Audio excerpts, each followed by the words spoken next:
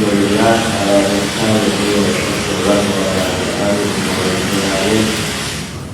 wa asyhadu an la ilaha illallah wahdahu la syarika lah wa asyhadu anna Muhammadan abduhu wa rasuluh amma ba'd. Hadirin sekalian jamaah masjid Nurul Albab yang semoga dirahmati oleh Allah. Pertama mari kita bersyukur kepada Allah Subhanahu wa taala atas limpahan karunia dan nikmatnya kepada kita semua, sehingga sore yang berbahagia ini alhamdulillah kita masih bisa berkumpul lagi dalam rangka menuntut ilmu agama Allah Subhanahu wa taala. Salawat serta salam semoga senantiasa tercurah dilimpahkan kepada suri tauladan kita, Nabi kita yang mulia Muhammad sallallahu alaihi wasallam, kepada keluarganya, seluruh para sahabatnya, serta orang-orang yang senantiasa mengikuti jalan mereka hingga hari kiamat. Hadirin yang semoga dirahmati oleh Allah Subhanahu wa taala. Kemudian pada sore yang berbahagia ini kita akan membahas sebuah kitab yang sangat-sangat masyhur, sangat-sangat terkenal di tengah kaum muslimin. Kitab ini termasuk kitab yang berkah. Kenapa? Karena hampir semua muslim yang sudah mulai sadar akan kewajiban menuntut ilmu agama mengenal kitab yang mulia ini. Bahkan tidak berlebihan kalau dikatakan hampir semua masjid yang ada di dunia ini pasti mengkaji kitab yang mulia ini. Makanya ini adalah nikmat yang sangat besar dari Allah Subhanahu wa taala, karunia yang agung dari Allah Subhanahu wa taala. Allah berikan kita hidayah, taufik, kesempatan untuk membaca, mengkaji, menyimak kitab yang penuh dengan kebaikan ini. Kitab apa yang dimaksud? Yaitu kitab Riyadhus Shalihin. Kalau dalam bahasa kita, Riyadhus Shalihin itu taman orang-orang soleh.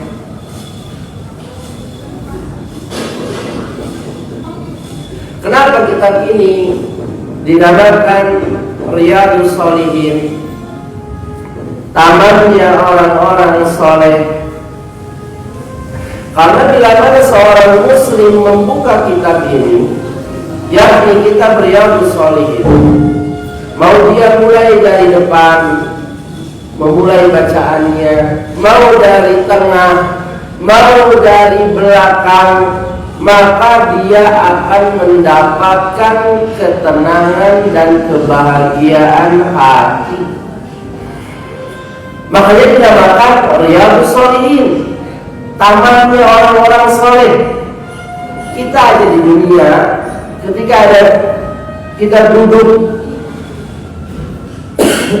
menghabiskan waktu kita di sebuah taman yang indah, apa yang kita dapatkan? Kebahagiaan, ketenangan, kenyamanan, dan seterusnya. Makanya kitab ini dinamakan kitab Riyadhus Shalihin. Karena seorang muslim bila membaca kitab ini, mau dia mulai dari depan dan tengah atau dari belakang, pasti dia mendapatkan ketenangan dan kebahagiaan hati. Kenapa? Karena isi dari kitab ini hanyalah ayat-ayat Al-Quran dan hadis-hadis Nabi Muhammad SAW. yang mana keduanya adalah wahyu Allah. Hadis itu wahyu Allah. Ada sisi perbedaannya dengan Al-Quran, ada sisi persamaannya. Sisi persamaan Al-Quran dan hadis sahih, keduanya merupakan wahyu.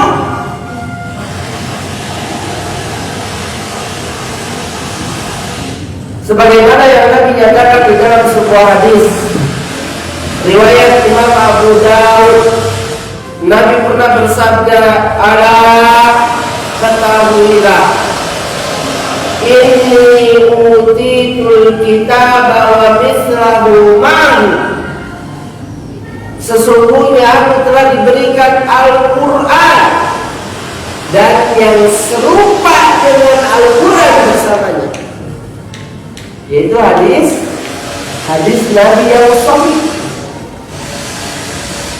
Allah juga menyatakan di dalam awal surat An-Najm, "Wa ma yantiqu 'anil hawa." Nabi kita Muhammad itu tidak berkata berdasarkan hawa nafsunya. In huwa illa wahyu yuha.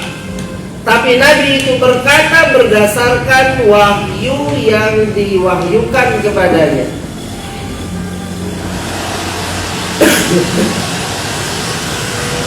Jadi Al-Quran dan hadis Nabi yang sahih hadirin, itu adalah wahyu Allah.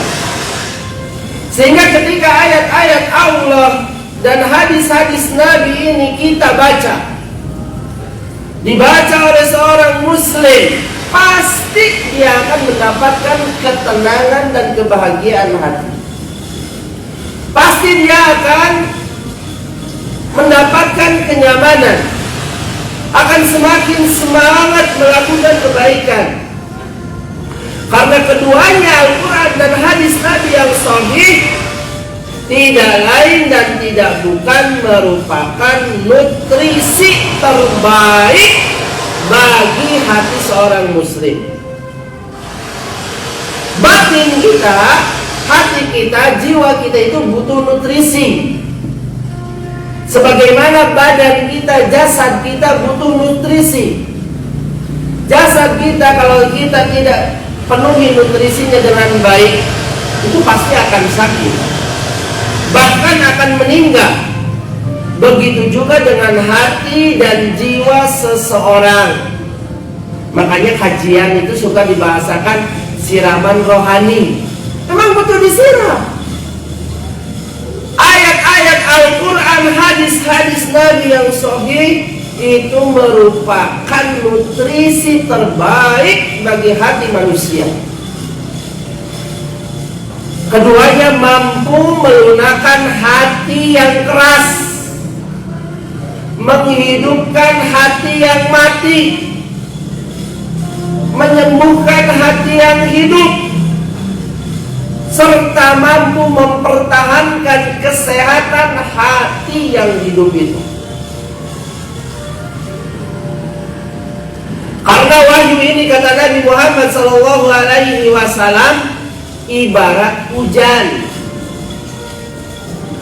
Dalam sebuah hadis yang sahih, Nabi mengumpamakan wahyu yang dibawa oleh Nabi Muhammad SAW itu ibarat hujan yang menyirami tanah. Di antara tanah tersebut ada yang bermanfaat, sehingga tanah tersebut menjadi subur, menumbuhkan berbagai macam tumbuhan, buah-buahan dan yang lainnya, sehingga bermanfaat. Di antara tanah tersebut ada yang tadinya mati jadi hidup lagi, yang gersang jadi subur lagi. Demikian juga dengan wahyu, ketika wahyu itu masuk ke dalam hati manusia, jamaah, dia mampu menghidupkan hati yang mati, menyembuhkan hati yang sakit, serta mempertahankan kesehatan hati yang hidup. Sehingga hadirin yang dimuliakan oleh Allah, tidak ada jalan bagi seorang muslim, bahkan bagi manusia yang menginginkan ketenangan serta kebahagiaan, kecuali dengan mengisi hatinya dengan yang baik-baik. Apa yang baik-baik itu? Yaitu kedua wahyu ini. Mengisi hatinya dengan Al-Quran dan hadis-hadis Nabi Muhammad SAW yang sahih. Siapa yang ingin bahagia, maka isi hatinya dengan Al-Quran dan hadis Nabi yang sahih. Kenapa? Karena hati ini bila mana baik, hadirin, maka anggota tubuh yang lain pun akan baik.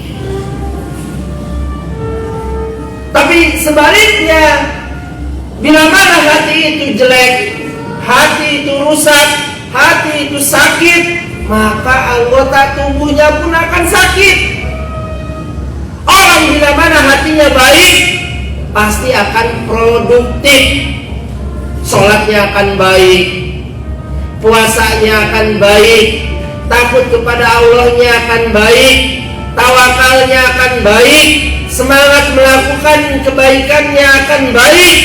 Tapi sebaliknya, bila mana hati seseorang itu sakit, kelihatan tawakalnya nggak beres, sholatnya nggak beres, semangatnya bukan kepada kebaikan tapi kemaksiatan, dan seterusnya. Dan itu dinyatakan oleh Nabi kita yang mulia Muhammad SAW.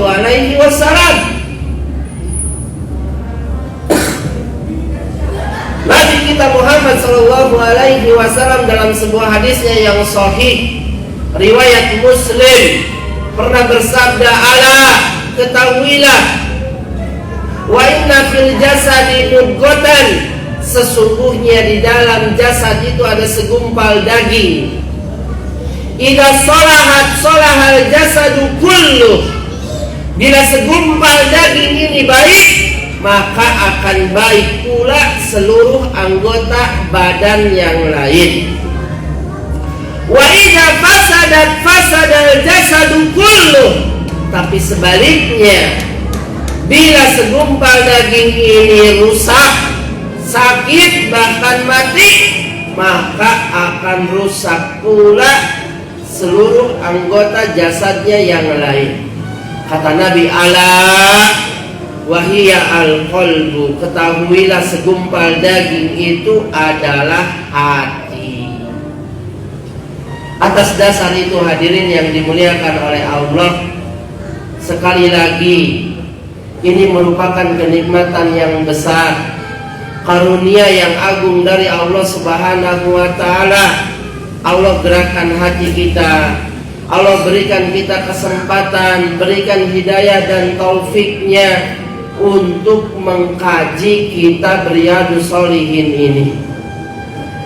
Karena isi dari kitab ini merupakan wahyu Allah, ayat-ayat Al-Quran dan hadis-hadis Nabi. Ini adalah upaya nyata agar kita bisa bahagia di dunia dan di akhirat.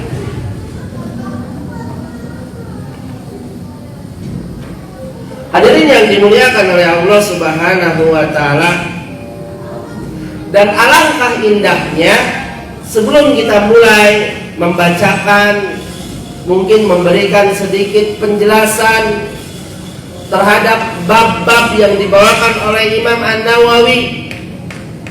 Beliau membawakan dalam kitab Riyadhus Shalihin ini 116 bab. Dimulai dari bab pentingnya keikhlasan, bab pentingnya takwa, bab sabar, bab dan seterusnya. Alangkah indahnya sebelum kita membaca dan mengkaji kitab ini, kalau kita berkenalan dulu dengan penulis kitab ini.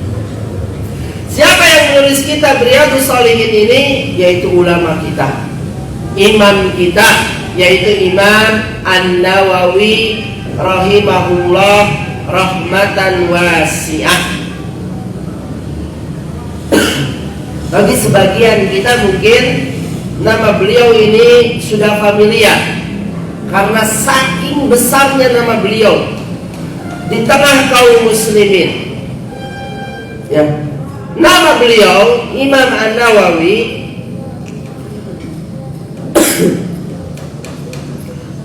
adalah Yahya bin Sharaf bin Murri bin Hasan bin Husain bin Muhammad bin Jum'ah bin Hizam. Saya ulangi sekali lagi. Nama beliau Imam An-Nawawi Yahya bin Sharaf bin Murri bin Hasan bin Husain bin Muhammad bin Jum'ah bin Hizam. Ini diantara kebiasaan bagus dan baik yang dimiliki oleh bangsa Arab yang tidak dimiliki oleh bangsa kita. Apa? Mengenal nasab. Kemudian kebiasaan baik dan bagus ini diteruskan oleh Islam. Karena itu di dalam agama kita Islam, menghafal nasab, mengetahui garis keturunan itu hukumnya sunnah, dianjurkan. Kenapa dianjurkan? Agar kita bisa mengetahui siapa aja kerabat kita, sehingga kita bisa menyambung tali silaturahim. Kalau kita nggak tahu, bagaimana kita mau menyambung tali silaturahim?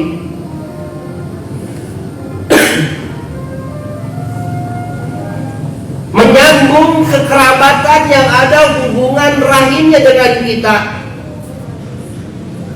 Ibadah silaturahim ini sekarang oleh sebagian orang sudah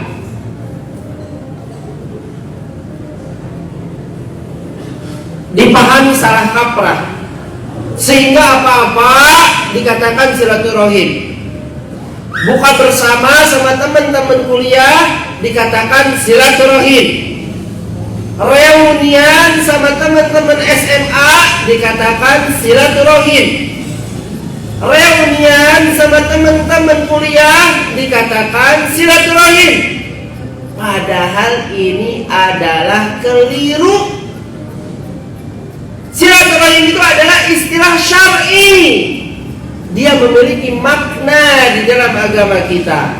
Apa maknanya? Maknanya adalah berbuat baik kepada kerabat yang ada hubungan rahimnya dengan kita. Jadi benar salah?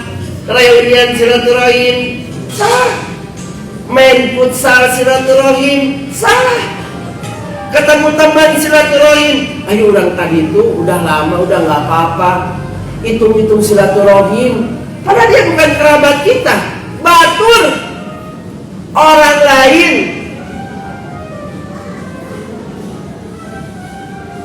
Nabi kita pernah bersabda dalam sebuah hadisnya, riwayat Imam At-Tirmidzi, ta'allamu min ansabikum ma tasiluna bihi arhamakum.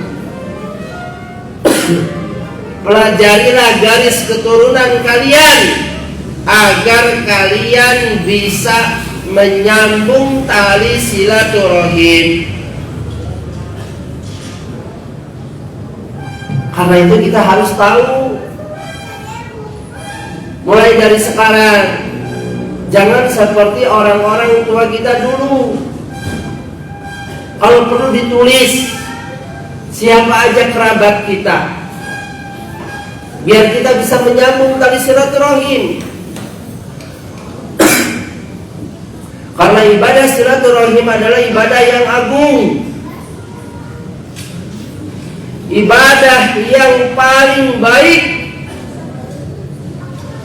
kedudukan yang paling tinggi, keberkahannya besar jamaah, manfaatnya banyak, bahkan manfaatnya bukan cuma di akhirat saja. Di dunia orang yang melakukan silaturahim akan mendapatkan buah manisnya. Allah akan segerakan balasannya di dunia sebelum di akhirat.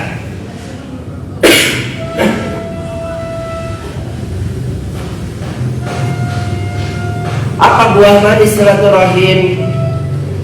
Di antaranya kata Nabi, man ahabba an yubsata lahu fi rizqihi wa yunsa lahu fi atharihi falyasir rahimahu. Siapa yang suka diluaskan rizkinya dan dipanjangkan umurnya, maka hendaknya dia menyambung tali silaturahimnya.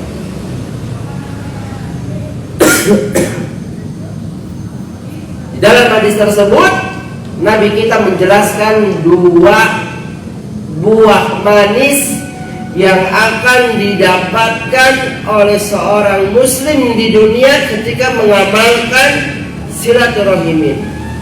Yang pertama, Allah akan luaskan rizkinya. Karena itu para ulama seringkali mengatakan silaturahim adalah kunci rizki. Kunci rizki, betul. Lihat aja di sekitar kita, banyak orang yang mungkin strata pendidikannya nggak tinggi. Dia bukan doktor, bukan juga master, bahkan sekolah cuma bangku SD, tapi rizkinya banyak dan melimpah serta berkah. Boleh jadi rahasianya adalah silaturahimnya bagus. Dan memang kenyataannya seperti itu. Ternyata tetangga kita itu ketika kita lihat, Masya Allah, kepada kerabatnya bagus, akhlak dan perbuatan baiknya kepada ibunya bagus, kepada ayahnya bagus, kepada kakak adiknya bagus, kepada kerabat-kerabat yang lain bagus. Sehingga karena sebab itulah Allah Subhanahu wa ta'ala luaskan rizkinya. Dan orang yang paling berhak untuk kita silaturahimin adalah ibu kita. Ingat-ingat tuh, sebelum orang lain, ibu kita terlebih dahulu. Orang yang paling berhak kita perlakukan dengan baik. Tadi kan sudah dijelaskan, silaturahim itu adalah berbuat baik kepada kerabat yang ada hubungan rahimnya. Dan ibu adalah kerabat yang paling dekat. Bahkan kita keluar dari rahim ibu. Makanya ketika ada sahabat bertanya kepada Nabi, ya Rasulullah, wahai Rasulullah, man ahabbun nas bi husni sahabati, siapa sih orang yang paling berhak aku perlakukan dengan baik? Kata Nabi, ummuka, ibumu. Kemudian siapa lagi ya Rasulullah? Ibumu. Siapa lagi ya Rasulullah? Ibumu. Baru ayah. Nabi menyebutkan nama ibu tiga kali. Itu buah manis yang pertama. Pasti Allah luaskan rizkinya. Kita nggak boleh ragu. Ini adalah janji dari Nabi kita yang mulia Muhammad SAW.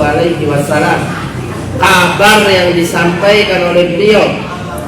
Yang kedua kata Nabi, wa yunsalahu fi asari, dipanjangkan umurnya.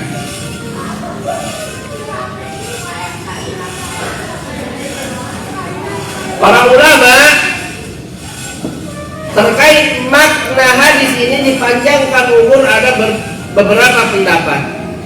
Pendapat pertama mengatakan yang dimaksud dipanjangkan umur diberikan kekuatan jasadnya untuk melakukan kebaikan.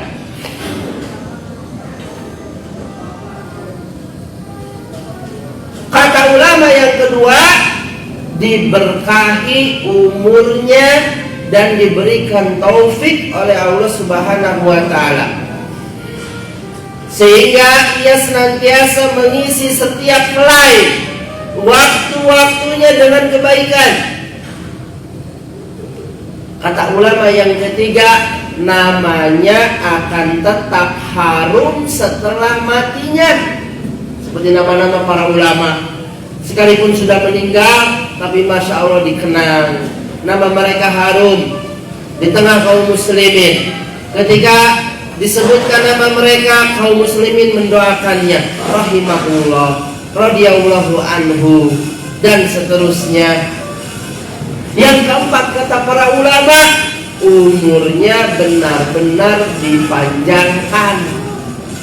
Yang tadinya umpamanya umurnya Allah telah tentukan cuma 50 tahun, karena amalan silaturahimnya akhirnya Allah panjangkan jadi 70, jadi 80 dan seterusnya.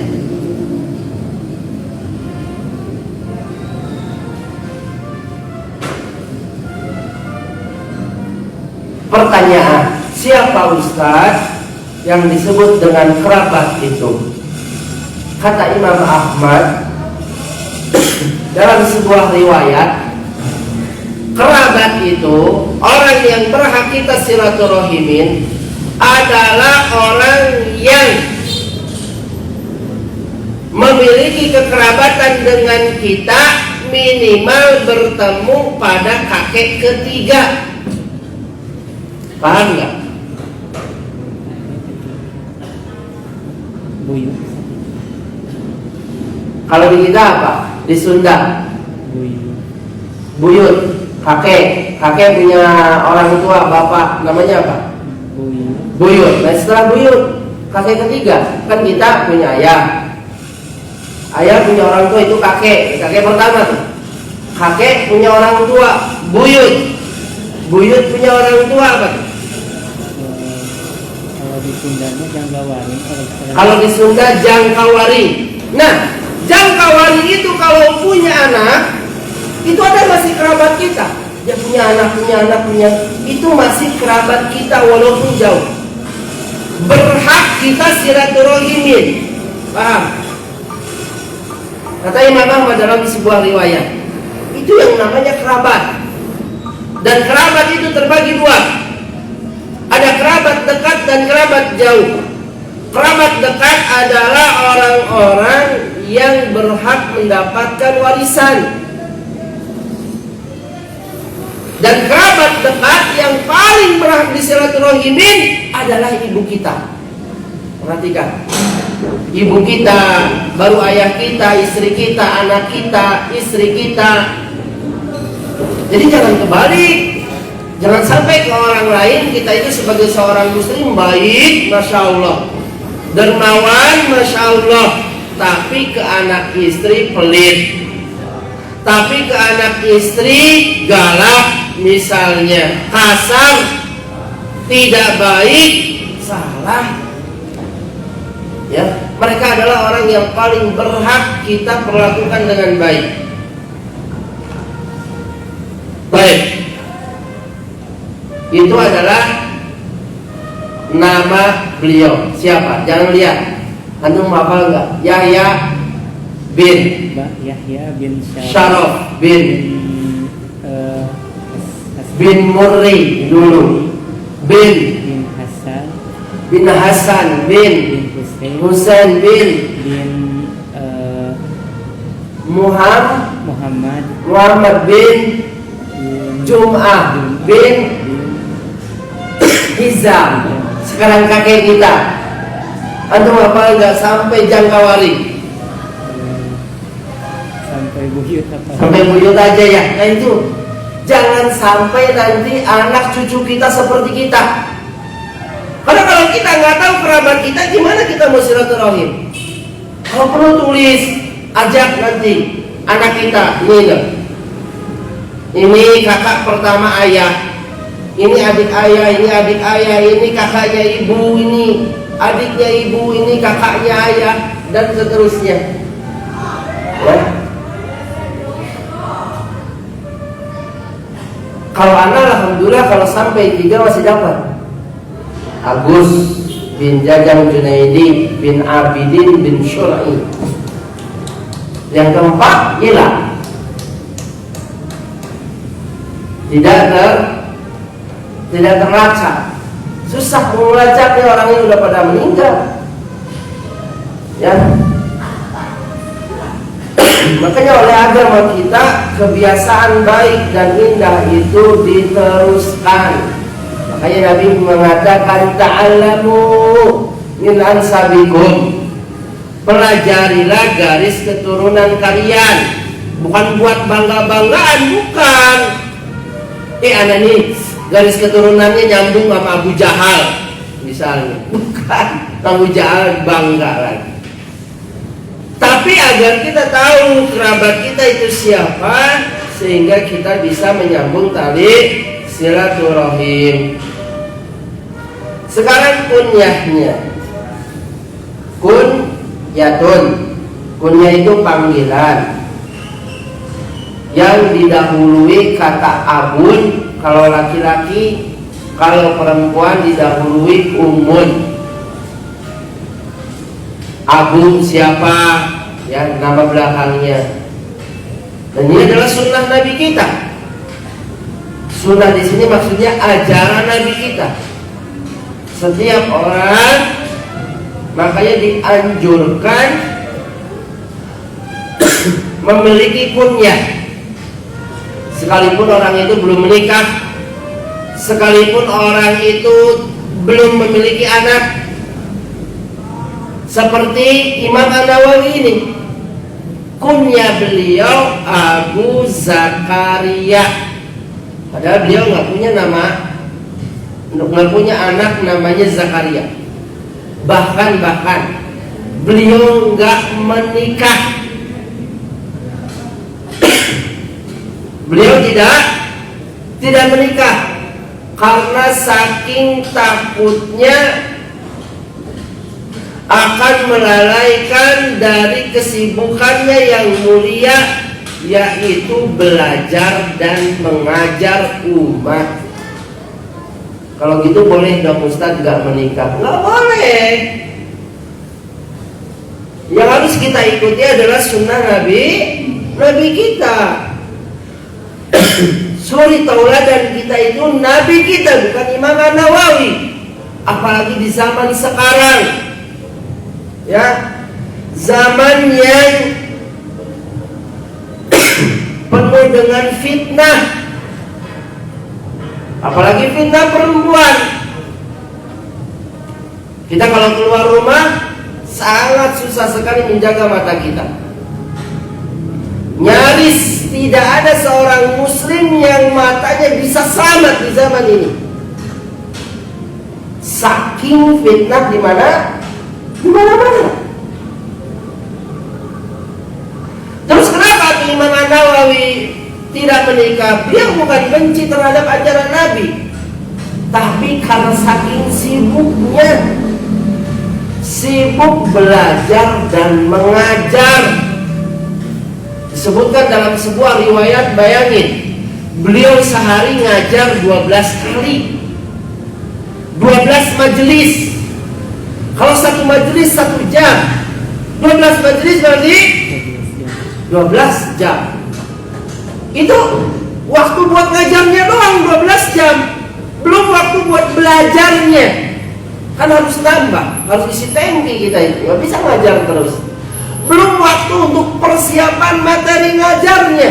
Kan kita kalau mau ngajar harus persiapan dulu. Tuh bayangin.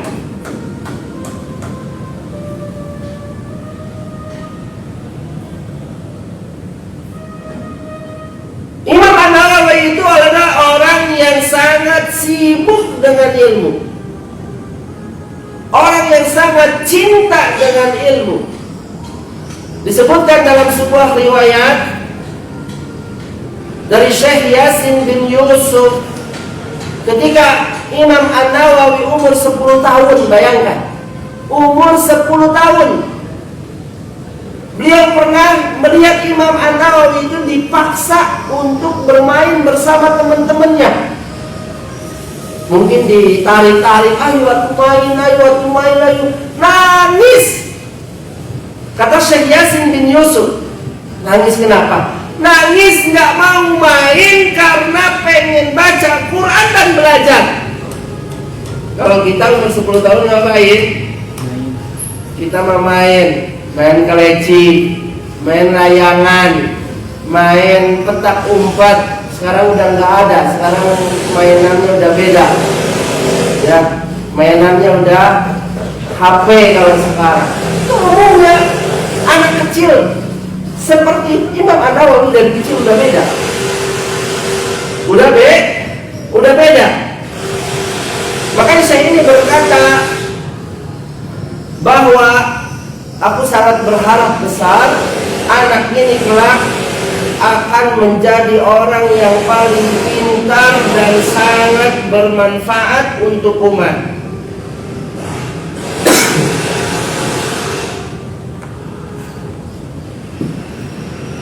Baik, balik lagi ke kunyahnya.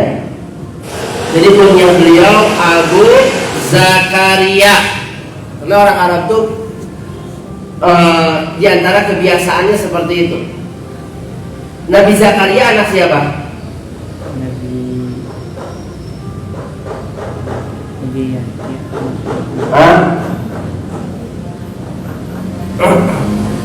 Nabi Zakaria anak siapa? Anak Yahya. Anaknya Nabi Yahya. Orang Arab itu punya kebiasaan seperti itu. Kalau orang namanya Ibrahim, gak jauh kunyahnya pasti Abu Ishaq. Karena Ibrahim anaknya Ishaq. Kalau orang namanya Yahya, seperti Imam An-Nawawi Yahya bin Syaraf, gak jauh kunyahnya Abu Zakaria. Dalam rangka mengikuti dan meneladani serta memuliakan orang-orang soleh. Dan kunyah ini sekali lagi adalah ajaran Nabi kita. Sekalipun kita belum menikah atau sudah menikah tapi belum dikaruniai anak, dianjurkan seorang muslim berkunyah. Kalau perempuan misalnya Ummu Aisyah, Ummu Khadijah, Ummu Hasna dan seterusnya. Kalau laki-laki didahului Abu, ya, Abu Abdillah, Abu Abdurrahman, atau seperti Imam An-Nawawi Abu Zakaria.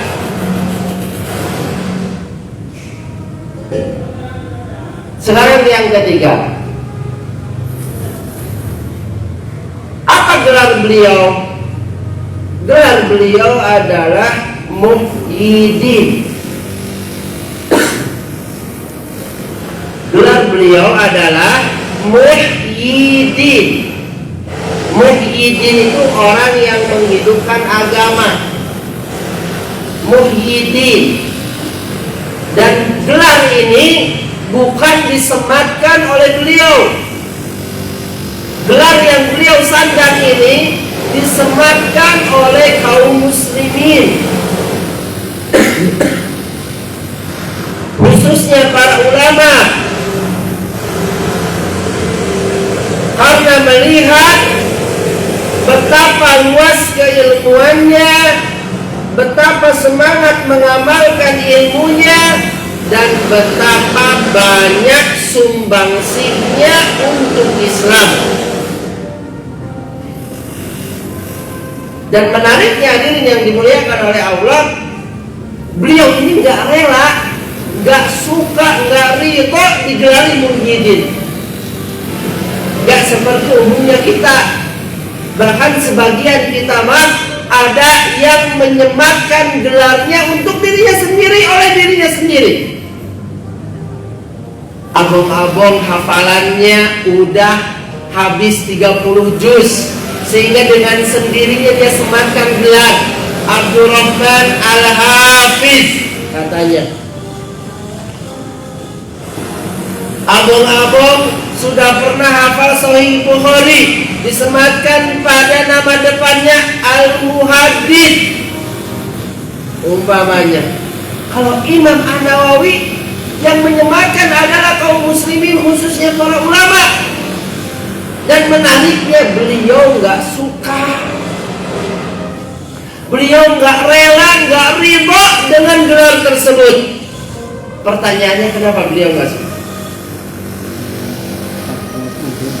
Tuntas, di antaranya untuk menjaga kesehatan hati. Saking tawadhu'nya beliau, saking ikhlasnya beliau, karena kurang-kurangnya yang seperti ini bisa mengganggu kondisi hati. Yang tadinya hati itu udah tawadhu jadi sombong, yang tadinya hati itu udah ikhlas jadi riya, jadi ujub. Itu alasan yang pertama. Alasan yang kedua, hadirin, karena agama Islam ini agama yang hidup dan kokoh, tidak memerlukan orang yang menghidupkannya, akan senantiasa ada sampai hari kiamat. Itu mungkin di antara rahasianya kenapa nama Imam An-Nawawi sangat harum di tengah kaum muslimin, karena tawadhu beliau itu. Apa kata Nabi Muhammad SAW? Wa ma tawadhu'a ahadun lillah illa rafa'ahu Allah. Rawahu Muslim. Tidaklah seseorang bersikap tawadhu, rendah hati, melainkan Allah akan angkat derajatnya di dunia dan di akhirat. Begitulah ilmu, hadirin yang dimuliakan oleh Allah. Ketika ilmu itu ada pada orang yang tepat, sudah mendarah daging dalam dirinya, sudah mendarah daging itu ilmunya diamalin, sehingga sudah menjadi darah daging, saking mengamalkan ilmu, maka akan menjadikan pemiliknya itu rendah hati, akan menjadikan pemiliknya itu semakin tawadhu. Makanya ada pepatah di dalam bahasa kita, bahasa Indonesia apa? Semakin berisi, semakin menunduk. Ilmu padi katanya, orang itu harus semakin berisi, semakin menunduk. Orang demikian, itu ajaran Islam.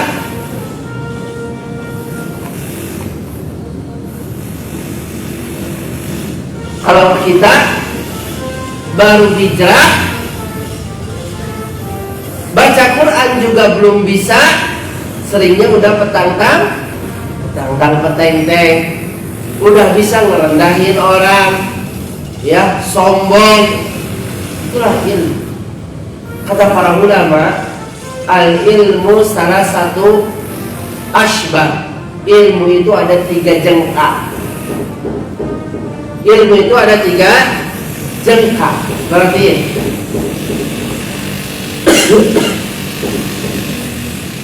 man dakhala fi syibril awal takabbara. Siapa yang sudah masuk ke jengkal pertama, maka dia akan sombong. Baru punya sedikit, udah merendahin orang lain, menghina orang lain, membuli orang lain. Kalaupun menasehatinya dengan sombong, bukan niat untuk memperbaikinya, tapi ingin memperlihatkan ketinggiannya. wa man dakhala fi shibri tsani tawadhu'a. Siapa yang udah masuk ke jengkal kedua, maka dia akan tawadhu, mulai tunduk, dia akan rendah hati. Apa tawadhu? Definisi tawadhu jamaah, Nabi kita sudah mendefinisikan tawadhu.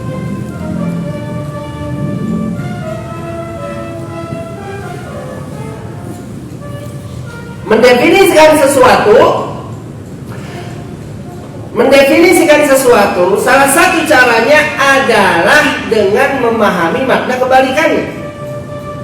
Apa kebalikan tawadhu? Sombong. Apa definisi sombong kata Nabi? Batorul haq wa gomtun nas. Sombong itu adalah menolak kebenaran dan merendahkan manusia. Berarti kalau tawadhu apa? Tidak menolak kebenaran dan tidak merendahkan manusia. Makanya siapa yang sudah masuk ke jengkal yang kedua, dia akan tawadhu kata para ulama. Makin banyak ilmunya, karena dia tidak menolak kebenaran. Mau kebenaran itu datang dari atas dia, seperti dari gurunya, dari ustadznya, dari syekhnya, ataupun dari orang yang di bawah dia derajatnya. Umpamanya ilmu itu datang dari muridnya, karena kita kan manusia seringkali lupa. Ustadz, kok makannya, minumnya pakai tangan kiri Ustadz? Bukannya kata Ustadz nggak boleh? Oh iya bener deh, bener. Makasih ya, jazakallahu khairan. Udah diterima ilmu dari bawah, dari orang yang derajat di bawah dia. Semakin banyak orang yang tawadhu itu ilmunya, dia akan menyerap ilmu dari siapa saja, mau dari atas ataupun dari bawah. Itu bila mana orang sudah masuk ke dalam jengkal yang kedua di dalam ilmu. Dan dia juga tidak akan merendahkan manusia. Dia akan semakin sayang, semakin menginginkan kebaikan kepada manusia, semakin tunduk kepada manusia, tidak merasa tinggi kepada manusia. Yang ketiga kata para ulama, wa man dakhala fi shibri tsalis. Siapa yang sudah masuk ke jengkal yang ketiga, alima annahu la ya'lamu, maka dia akan sadar bahwa dirinya belum tahu apa-apa. Makin sadar, oh ternyata ilmu Allah itu luas banget. Oh ternyata ilmu saya itu masih cetek, belum ada apa-apanya geningan. Sudah baca kitab ini itu, menguasai disiplin ini itu, ternyata belum ada apa-apanya.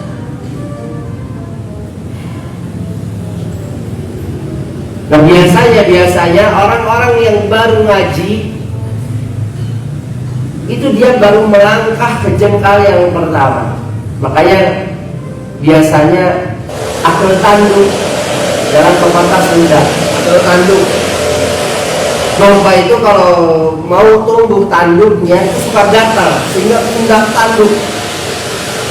Begitu juga orang yang baru hijrah, baru ngaji biasanya akal tanduk sehingga pengennya debat sana, debat sini, membantah sana, membantah sini, merendahkan ini, merendahkan itu. Ntar udah lama ngaji, mulai sadar sendiri, tawadhu dia. Makin lama ngaji, gini kan, dulu itu bodoh saya melakukan itu ya, pengen ketawa kalau saya ingat dulu awal-awal hijrah, saya suka begini begitu. Ketawa-ketawa sendiri dia. Baik hadirin yang dimuliakan oleh Allah. Beliau Imam An-Nawawi rahimahullah dilahirkan pada bulan Muharram. tahun 631 Hijriah di kota yang namanya Nawa, makanya An-Nawawi dinisbatkan kepada Nawa, sebuah kampung di daerah Damaskus yang sekarang menjadi ibu kota. Ibu kota apa? Damaskus. Ibu kota apa Damaskus? Garut.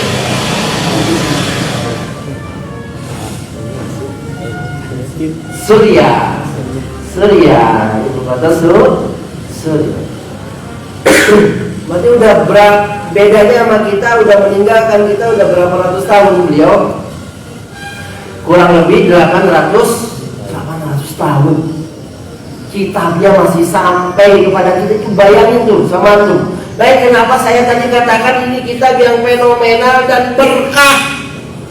Dari zaman ke zaman dikaji hampir di setiap masjid kaum muslimin. Itu kebayang Imam An-Nawawi punya pahalanya kayak apa? Ya kan? Kan kata Nabi, idza mata ibnu Adam in qata'a amaluhu illa min salas. Apabila seorang manusia meninggal maka terputus amalnya kecuali 3. Di antaranya ilmu yang bermanfaat yang diajarkannya. Udah berapa juta miliar mungkin orang mengkaji kitab ini. Bayangin pahala Imam An-Nawawi. Udah berapa miliar orang yang dapat hidayah gara-gara dengar kajian kitab ini. Ada berapa miliar orang yang melakukan amal soleh gara-gara udah belajar kitab ini.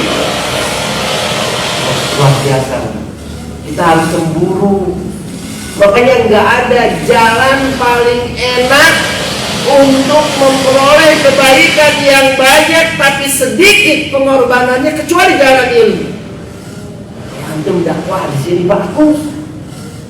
Satu orang aja dapat hidayah yang tadinya nggak sholat jadi suka sholat gara-gara ada kajian di sini. Banyak pahala antum.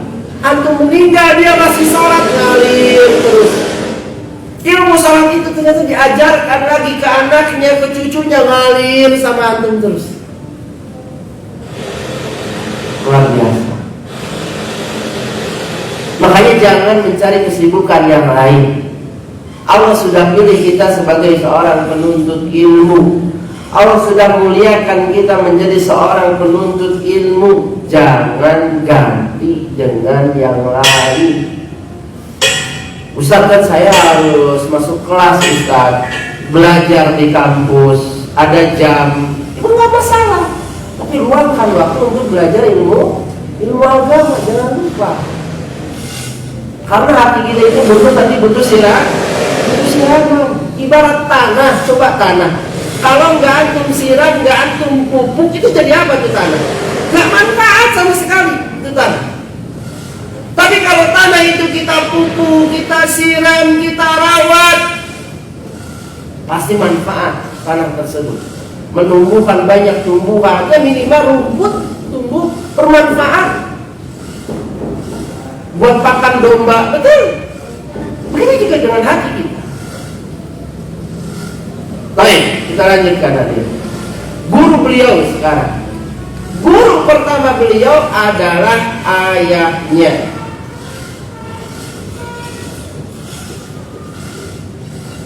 Ayahnya ini terkenal dengan kesolehan dan ketakwaan. Dididik langsung beliau oleh ayahnya.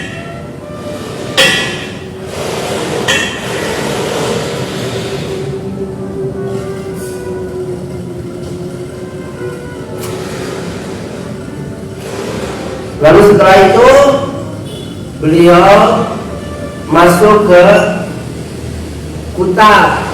Dulu kan gak ada sekolah formal SD, SMP, adanya Kutab. Kutab itu kegiatan belajar mengajar di masjid. Seorang ustadz mengampu 10 orang, 20 orang, ngajarin baca tulis Quran sama pokok-pokok agama dasar kepada anak-anak. Kutabin. Dulu itu kayak gitu.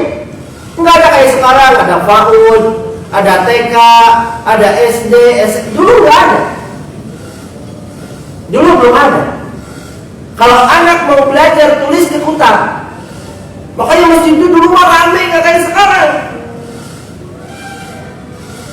Anak-anak belajar baca tulis di masjid, ya, sama ustadz, ngampu 10 orang, 20 orang, seperti itu. Kemudian di antara guru-guru beliau yang lain, kita sebutkan beberapa aja. Abul Baqa An-Nablusi, namanya Abul Baqa An-Nablusi. Ada juga Abdul Aziz bin Muhammad. Ada juga Abu Ishaq Al-Muradi.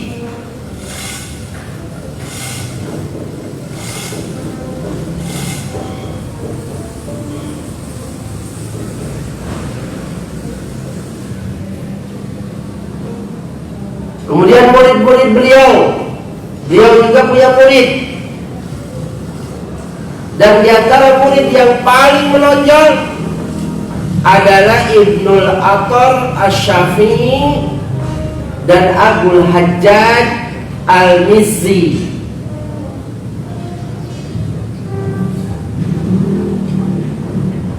Muridnya banyak, kita nggak sebutkan semua. Beliau meninggal hadirin yang dimuliakan oleh Allah pada tahun 651 Hijriyah. Salah. Beliau meninggal hadirin yang dimuliakan oleh Allah pada tahun 676 Hijriyah. Berarti berapa tahun umurnya beliau?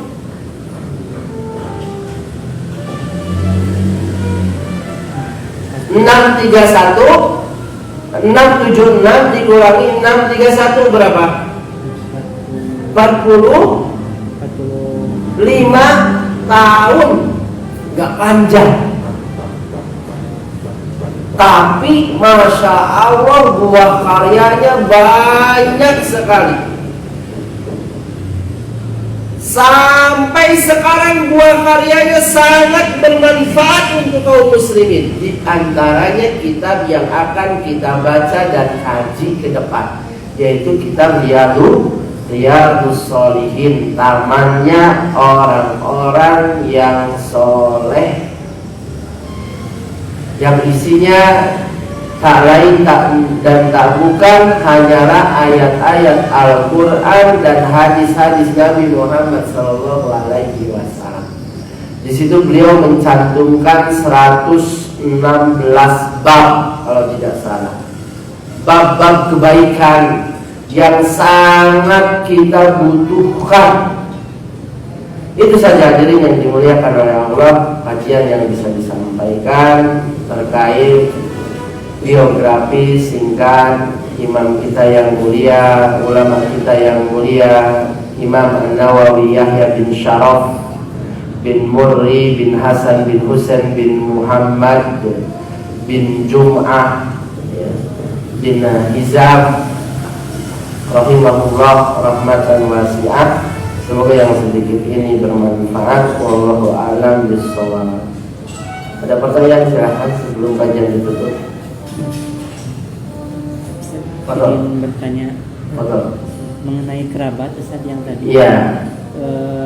Yang dimaksud kalau kerabat itu ada batasannya, Ustaz. Misalkan apakah misalkan saya kakek saya misalkan berbuat baik ke kakek saya gitu.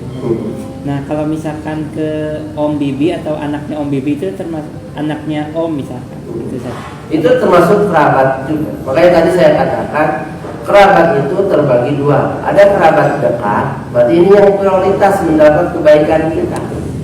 Ada kerabat yang jauh. Siapa kerabat yang dekat? Yaitu orang-orang yang dapat waris dari kita. Paman bibi dapat waris dari kita, dapat. Kalau kita nggak ada anak misalnya, ya, itu bisa dapat paman bibi. Ya. Dan yang paling dekat dari kerabat dekat itu ibu kita. Ibu kita. Sebelum kita berbuat baik ke om, kita berbuat baik dulu ke ibu kita, ke ayah kita, ke istri kita, ke anak kita, kakek kita, nenek kita, baru ke bawah. Gitu rumah. Anaknya om juga Termasuk kerabat. Tapi itu bukan prioritas, ya. Bukan prioritas. Pokoknya perbuatan baik apapun itu dianggap silaturahim. Umpamanya om antum datang ke rumah, kemudian antum sapa, assalamualaikum om, gimana kabarnya, sambil senyum, itu termasuk menyambung tali silaturahim. Sebaliknya, om antum datang ke rumah, antum jumedat-jemedut. Jumedat-jemedut itu bahasa Indonesia apa? Cemberut kepada om antum, itu dianggap tidak menyambung tali silaturahim. Jadi tadi menyambung tali silaturahim itu nggak melulu dengan uang, bukan. Atau lagi kuliah sekarang di Unpas, sama orang tua antum jauh, gimana menyambung tali silaturahim? Bisa telepon, bahagiain orang tua antum lewat telepon, diperhatiin, ditanya kabarnya, dipenuhi kebutuhannya kalau mampu. Setiap perbuatan baik kepada kerabat itu termasuk silaturahim. Ada? Silakan.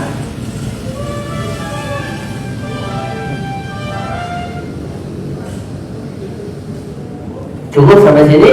Baik, semoga yang sedikit ini bermanfaat. Semoga Allah berikan kita hidayah dan taufiknya agar bisa memahami dan mengamalkannya. Subhanallahumma wa bihamdika asyhadu an la ilaha illa anta astaghfiruka wa atubu ilaik. Assalamualaikum warahmatullahi wabarakatuh.